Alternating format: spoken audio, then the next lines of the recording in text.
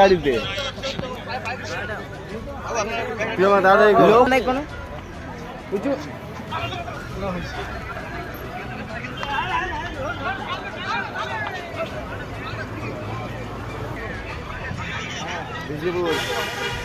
ব্রিজের উপরে টায়ারগুলো ইয়া হচ্ছে, টায়ারগুলো কোম্পানিতে মালিকের গাড়ি আছে, কালো গাড়ি, সাদা গাড়ি, এরকম গাড়ি।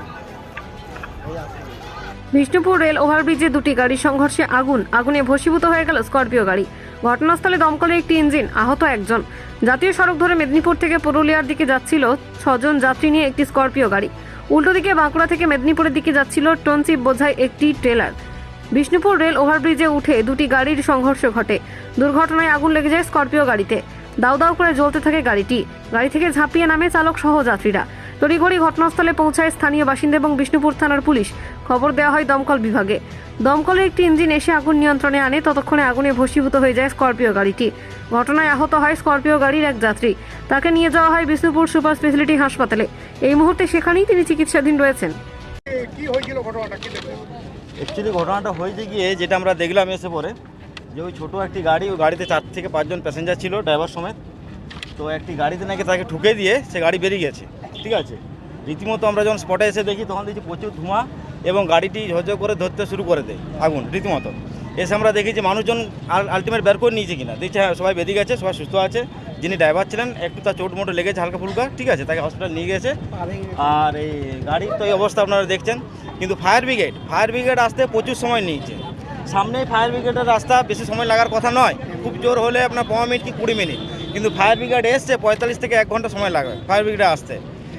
ঠিক আছে, অ্যাম্বুলেন্স আমরা অনেকক্ষণ আগে ফোন করেছি, অ্যাম্বুলেন্সও লেট হয়ে গেছে। এইসব বিষয়ে আমার মনে হয় যে অ্যাম্বুলেন্স আর ফায়ার ব্রিগেডের এত লেট করা উচিত নয়।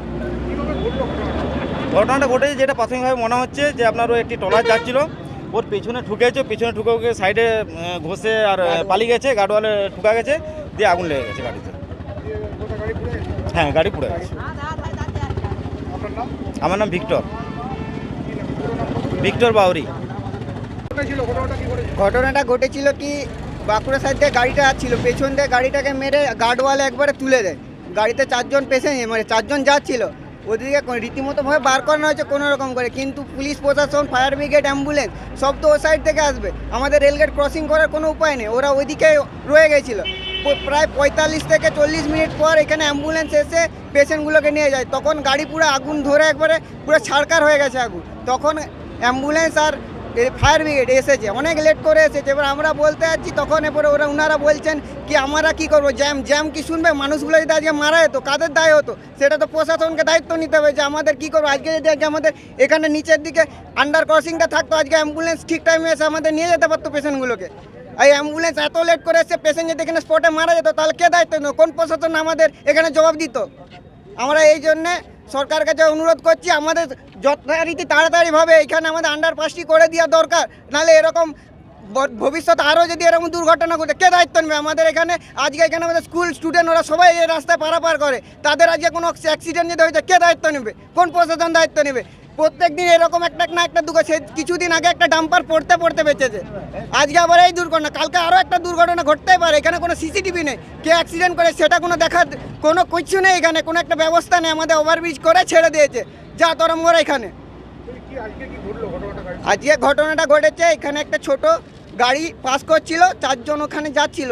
এরপরে ও গাড়িটাকে পেছন থেকে এসে একটা ট্রলারে ধাক্কা মেরে একবার এখানে যে গার্ডওয়াল আছে একবার গার্ডওয়ালে তুলে দেয়। মুহূর্তের মধ্যে সামনেটা আগুন ধরে গিয়েছিল।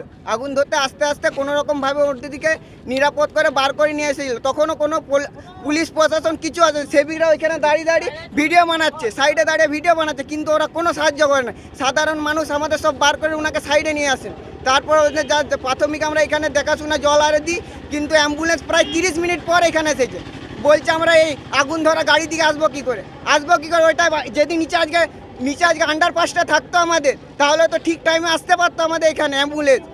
আজকে এত লেট হয়েছে, আজকে যদি মানুষটা মারা যেত তাহলে কে দায়িত্ব নিত বলুন? ওটা তো আমাদের নিশ্চয় প্রশাসনের দায়িত্ব আছে একটা। হ্যাঁ, আমি প্রথম থেকেই ছিলাম এখানে। মুশারফ শেখ। কুসুম হয়েছিল ঘটনাটা কি? ঘটনা থেকে আমি নামছি, ও গিয়ে ডান দিয়ে মারছি। কোথা থেকে এসেছে, কোথায় যাচ্ছে? আমি আসছি টেলার গাড়ি। আমি যাবো মেদিনীপুর। রবীন্দ্রনাথ কোথায় যাবেন? মেদিনীপুর যাবো। গিয়ে তারপর কি হলো? ওই যে মাঝে এসে মারছে ছোট গাড়ি একটা, লিফটের টায়ারে।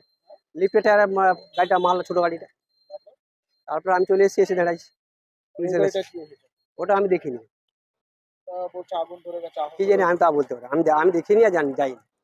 ধাক্কা লাগার পর আপনি চলে এলেন? হ্যাঁ, ধাক্কা লাগার পর থেকে চলে আসে। কেন আপনি দাঁড়ালেন না কেন? ও সেখানে দাঁড়ালে অসুবিধা আছে, হ্যাঁ সেখানে দাঁড়ালে অসুবিধা আছে। হ্যাঁ, আপনারা ধাক্কা করে দিয়ে আপনি দাঁড়াবেন না? এইসব পুলিশ হেফাজতে আমি রয়ে গেলাম। আর ওই স্পটে দাঁড়ান না, আরো যদি মারা যেত বা কিছু? আর আজ তো কি সেটা পরে অ্যাক্সিডেন্ট কখন কি হবে বলা মুশকিল। আমাকে আমাকে নিরাপত্তা দেখে আসতে হবে।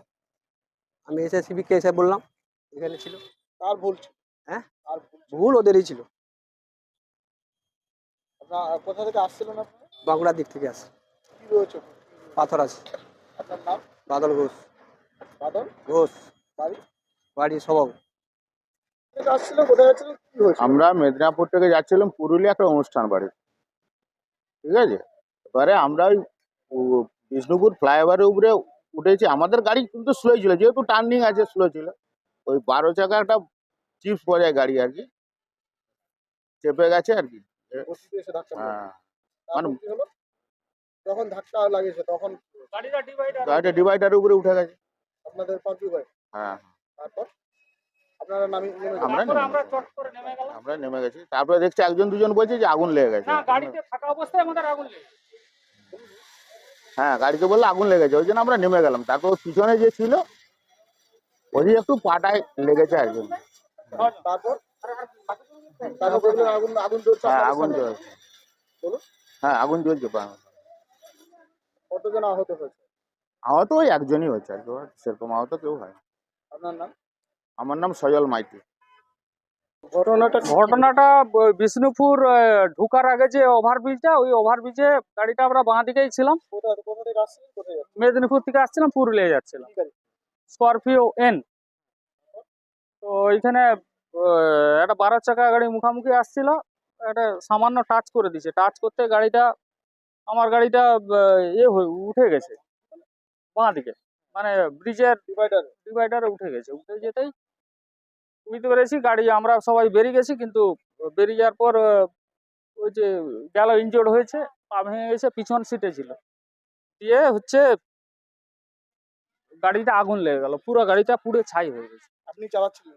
আমি ড্রাইভ করছিলাম, মানে আমারই গাড়ি, আমার নিজের গাড়ি। কতগুলো গাড়ি আগুন লেগে গেছে? হ্যাঁ, আগুনে পুড়ে শেষ হয়ে গেছে। কতজন ছিল? 6 জন ছিলাম। কি কারণে এই দুর্ঘটনা, কি মনে হয়? জানি কি কারণে হলো সেটা। মানে গতি ছিল ওই গাড়ি, অন্য গাড়ি?